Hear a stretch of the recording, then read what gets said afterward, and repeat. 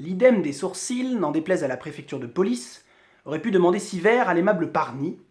Ce poète badin les eut fort agréablement comparés à l'arc de Cupidon en faisant observer que le trait était au-dessous, mais un trait sans force et pointé, car il y règne encore aujourd'hui la moutonne douceur que les devants de cheminée attribuent à Madame de la Vallière, au moment où elle signe sa tendresse par devers Dieu, faute d'avoir pu la signer par devant notaire. Cette phrase, extraite du roman dont je vais parler aujourd'hui, La Maison de Nucingen d'Honoré de Balzac, cette phrase vous montre un petit peu le genre de, non seulement l'idée qui est attachée au nom de Balzac, des phrases longues, un style lourd, avec beaucoup de références culturelles, littéraires, etc. Et c'est un peu la première impression aussi que j'ai eue en lisant ce roman, qui donc m'a donné l'impression d'être assez lourd, assez inintéressant, assez ennuyeux. Mais je me suis accroché un petit peu et je n'ai pas regretté. Ce roman La Maison de Nucingen de Balzac, donc, a un intérêt dont je vais parler. Alors Balzac, romancier du 19e siècle, tout le monde à peu près connaît son nom, mais tout le monde ne connaît pas qui il a été et ce qu'il a écrit. On le range un peu dans la catégorie des écrivains poussiéreux que l'on fait lire au collège, au lycée, surtout au lycée, mais qui ne sont pas faits pour être lus quand on s'intéresse à la vraie vie, dans le vrai monde. Balzac, c'est un romancier prolifique. Il a écrit des dizaines et des dizaines de livres, de romans. C'est un romancier qui a une ambition extraordinaire. Il a voulu représenter la totalité de la société de son époque. Bon, en définitive, il a surtout représenté le sommet de la société, la bourgeoisie et l'aristocratie des années 1810, 1820, 1830 en France, mais il a eu cette ambition avec l'idée de tisser une toile avec tous ses romans, d'en faire une même grande histoire avec des centaines de personnages qui reviendraient de roman en roman. Et s'il n'a pas eu le temps d'écrire tout ce qu'il avait prévu, il en a écrit une bonne partie, et il y en a une partie de ses livres qui sont très intéressants, notamment celui-ci, La Maison de Nucingen. Honoré de Balzac, c'est donc un romancier qui vit sous ce régime qu'on appelle la monarchie de Juillet en France, donc des années 1830, alors il a vécu avant sous la Restauration, qu'il décrit dans ses romans, mais là, ce roman-ci a été écrit en 1836, publié en 1837, et il se déroule donc dans la société de la monarchie de Juillet, une société qui évolue très vite, où l'argent prend un rôle de plus en plus grand tous les jours, où on a un contraste très fort qui se fait entre une minorité de la société qui s'enrichit très vite, de manière parfois un peu scabreuse, comme va le décrire Balzac, et avec une misère très forte qui se développe en parallèle. Ça, ce n'est pas forcément ce qui choque le plus Balzac, mais ça fait partie du décor qu'il y a derrière ces romans. On a aussi, et là ça va nous intéresser un peu plus, le développement du système moderne de la bourse, le développement des embryons du système financier moderne, avec donc la bourse, c'est-à-dire ce grand marché où les entrepreneurs peuvent venir vendre des parts de leurs entreprises et ensuite les revendre, en acheter d'autres, chercher aussi également de l'argent lorsqu'ils ont besoin de crédit pour leurs entreprises. Et c'est à la représentation de ce monde que Balzac va s'atteler dans ce livre, La Maison de Nucingen. Alors, comment est-ce que ça démarre? Comment résumer en quelques mots ce court roman? Alors, moi je l'ai dans une édition qui regroupe plusieurs bouquins. Donc, c'est une édition qui n'est pas une édition de poche, comme vous le voyez. Mais c'est un roman assez court qui doit faire dans les 70-90 pages lorsqu'il est en édition de poche. Donc, pas très long. Ce roman,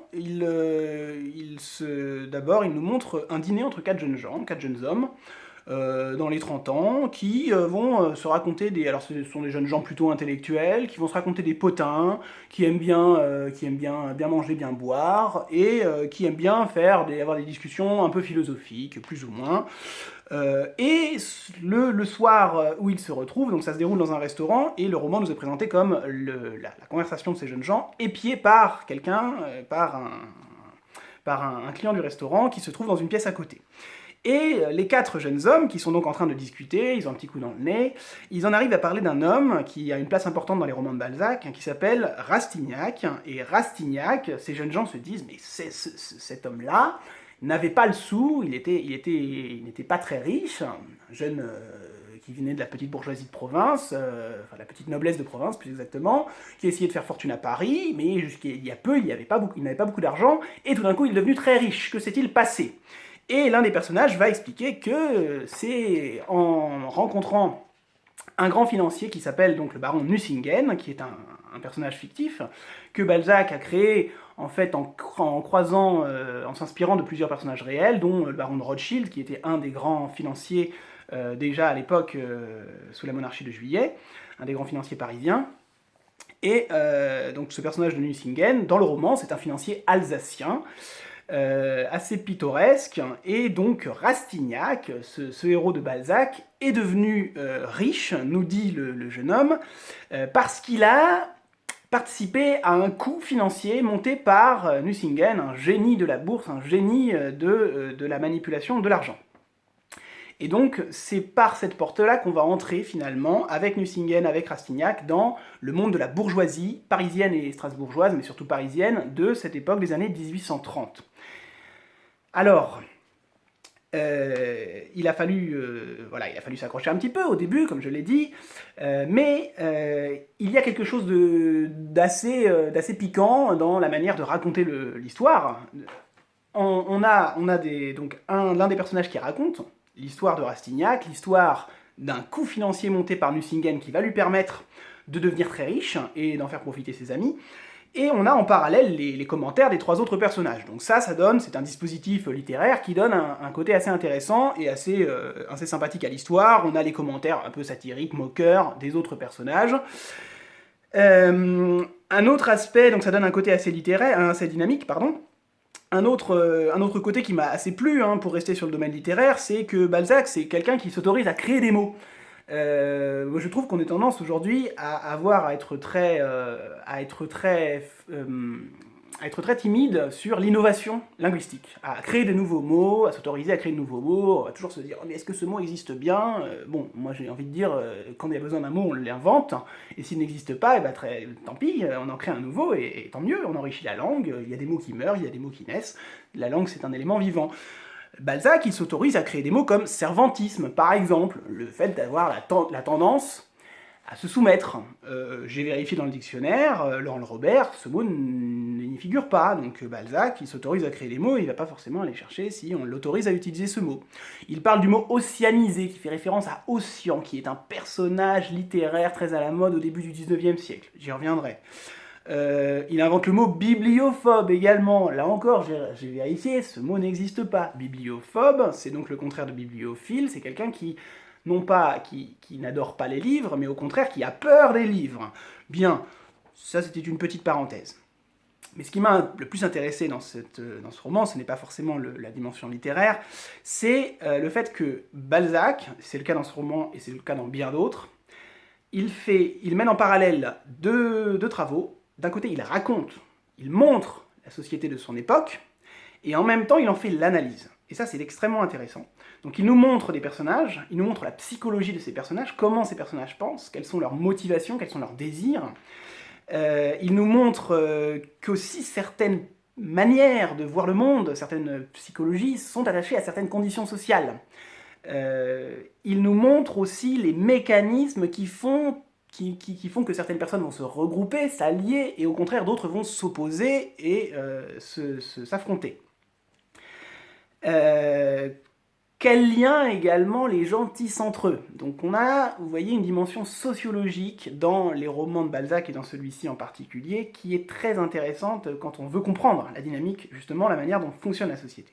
Alors le milieu précisément qui est montré, c'est surtout celui de la bourgeoisie parisienne des années 1830, je l'ai dit, avec en particulier ces salons. Les salons, c'est le fait de réunir régulièrement des gens pour des soirées où on va jouer, discuter, boire, manger, etc. Alors de façon assez policée, et donc les familles bourgeoises vont se livrer à une concurrence entre salons que l'on voit dans ce livre-là, où il va falloir avoir les invités les plus prestigieux, rassembler telle personne, et donc c'est la vitrine de la famille, c'est la vitrine, finalement c'est une petite entreprise mondaine, si on veut. Et ça, c'est très intéressant. On nous montre aussi les modes littéraires qui ont été celles du temps. Alors, à l'époque, il n'y avait pas le cinéma, il n'y avait pas les médias de masse qu'on a aujourd'hui, mais par contre, le livre avait un peu cette fonction-là. Et on a la mode, donc j'en parlais tout à l'heure, on a un livre qui a fait un tabac à cette époque-là, qui s'appelle Je n'ai plus le nom précis en tête, mais en tout cas, c'est la fausse épopée d'un druide ou d'un barde celte qui se serait appelé Ossian, en fait un livre qui a été écrit au XVIIIe siècle, et qui donnait l'impression qu'on avait retrouvé d'anciennes histoires, d'anciennes épopées celtiques, et il va y avoir une mode terrible autour de ce romantisme, ce retour à une société primitive, plus proche de la nature, etc. Donc déjà, on a ces modes-là à cette époque. Et l'un des personnages, par exemple, un des personnages féminins, une jeune femme, s'appelle Malvina, et c'est un prénom qui est tiré de ce livre Ossian. On nous montre aussi l'influence culturelle déjà très forte de l'Angleterre à cette époque-là. On a par exemple une petite discussion autour du terme improper, qui est entre les 4 jeunes hommes. Donc ce qui est proper, c'est ce qui se fait, et ce qui est improper, c'est ce qui ne se fait pas en société. Donc on a finalement derrière le snobisme, et un snobisme qui est donc là fortement influencé par les modes culturels venus d'Angleterre. Mais là où peut-être que ça m'a le plus intéressé après la description du monde de la finance, c'est la représentation des mariages qui sont faits. Et là on voit tous les calculs sordides qui sont faits par ces familles bourgeoises pour marier telle fille. Alors les hommes qui se disent, oh là là, si j'épouse telle femme, alors je vais pouvoir avoir sa fortune familiale, je vais pouvoir avoir les appuis dont sa famille dispose, les mères qui cherchent à vendre leurs filles, les pères qui sont dans les négociations avec les uns et les autres pour pouvoir caser leurs filles, qui parfois les encombrent, qui parfois sont un objet de marchandage, qui va pouvoir être très utile pour pouvoir gagner l'alliance avec quelqu'un d'autre. Donc vous voyez un peu le tableau, c'est assez épouvantable. Et là-dessus, alors on a une analyse de Balzac et on a aussi son avis, et là-dessus c'est intéressant, je vous lis un passage du livre. C'est Rastignac, ce fameux personnage qui est l'objet de la discussion, qui donne son opinion sur le mariage. Il est en train de parler au personnage, à la jeune femme qui s'appelle Malvina, et qui est en train d'être courtisée par 2 hommes, et voici ce qu'il lui dit. « Cher enfant, dit Rastignac à Malvina d'un ton bonhomme et paternel quand ils furent seuls.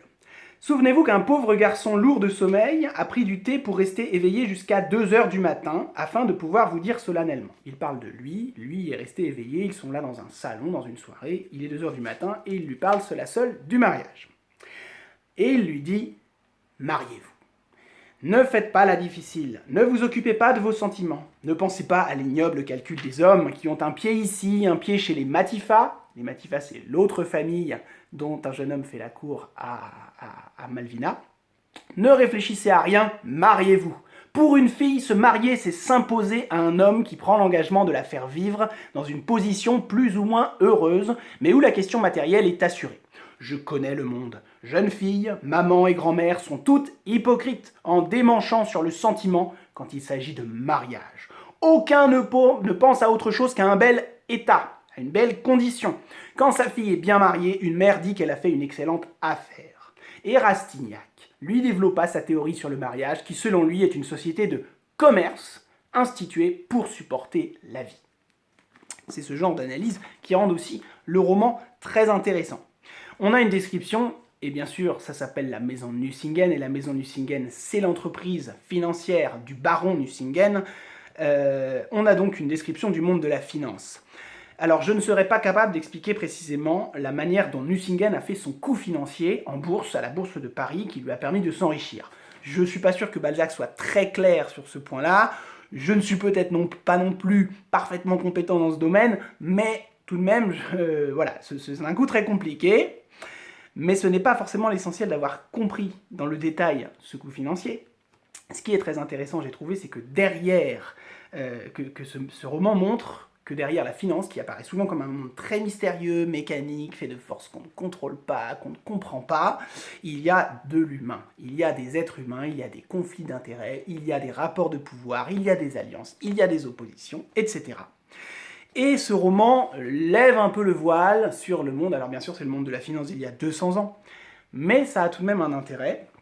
Alors, je vous lis à nouveau une citation qui là-dessus, justement, montre que derrière le mystère apparent du monde de la finance, il y a des humains en chair et en os. Qui viendrait dire que la haute banque c'est la haute finance de l'époque, qui viendrait dire que la haute banque est souvent un coupe-gorge, commettrait la plus insigne calomnie. Si les effets, c'est-à-dire les valeurs boursières, les actions, les obligations, si les effets montent et baissent, si les valeurs augmentent et se détériorent, ce flux et reflux est produit par un mouvement naturel, atmosphérique, en rapport avec l'influence de la Lune, et le grand Arago, un savant, un astronome de l'époque, le grand Arago est coupable de ne donner aucune théorie scientifique sur cet important phénomène.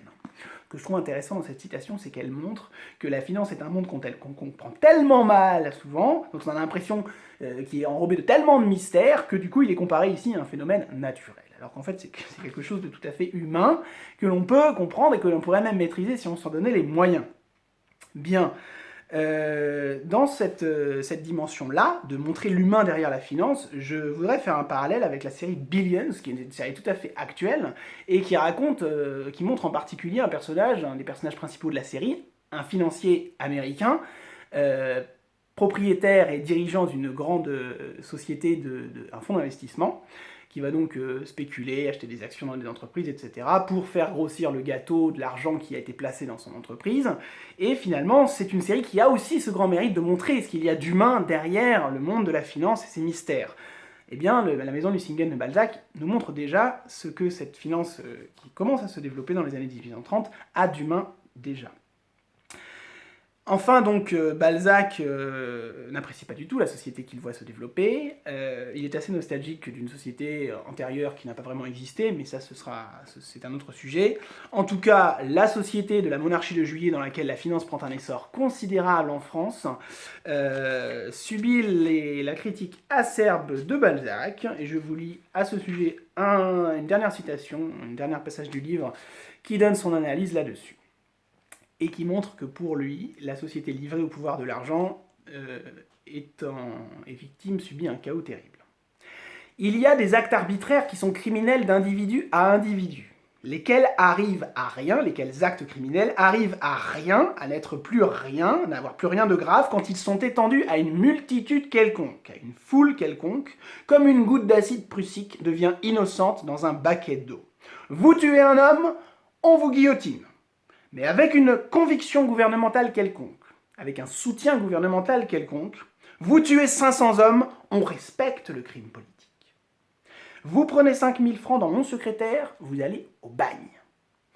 Mais avec le piment d'un gain à faire habilement mis dans la gueule de 1000 boursicoteurs, vous les forcez à prendre les rentes de je ne sais quelle république ou monarchie en faillite, émises pour payer les intérêts de ces mêmes rentes, personne ne peut se plaindre. Voilà les vrais principes de l'âge d'or où nous vivons.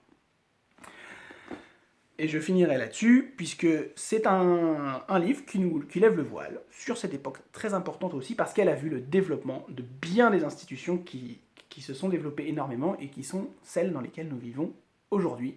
Alors, ce roman, lisez-le, il est court, il montre bien des aspects intéressants donc, de ce monde de la finance, un monde qui est éloigné de nous dans le temps, mais pas si éloigné de nous que ça finalement, par le poids qu'a l'argent dans notre société.